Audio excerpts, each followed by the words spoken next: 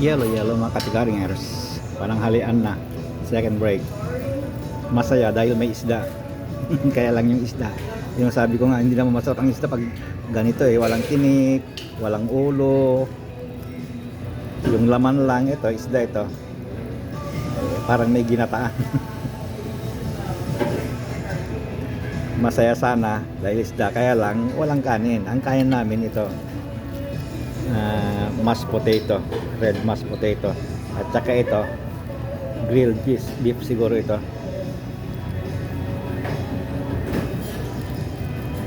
Parang mukhang malambot. Ayan oh, mukhang malambot. Tikman na natin. Malambot. At saka yung soup namin ay lentil.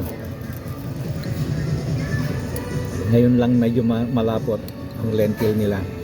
Ito yung munggo nila dito. At saka yung aking panulag ay carbonated water, pangpadighay. Ito yung gulay namin, carrots. Isang kulay lang ng carrots. Wala siguro wala siguro yung ano, yung yellow at saka yung purple. Okay mga katigangers, tikman natin guys yung sabaw,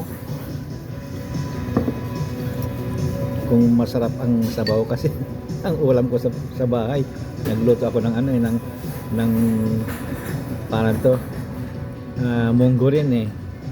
Munggo na may, ang nilagay ko yung sa munggo namin yung ano, pork chop, kasi wala ko yung pork belly, hindi ko makita, kaya pork chop ang dinagay ko.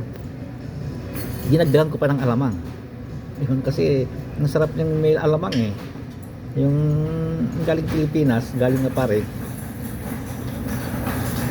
alamang na dried, yun nilagay ko pang pasarap, tsaka dahon ng ampalaya. Ayun, yun ang ano. Tapos ito na naman ang ulam ko rito. Ay sabaw pala rito. Sa bahay ulam yung ano eh, yung munggo eh, dito sabaw.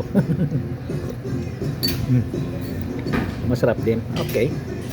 Yun lang. Kainan na. Bye bye.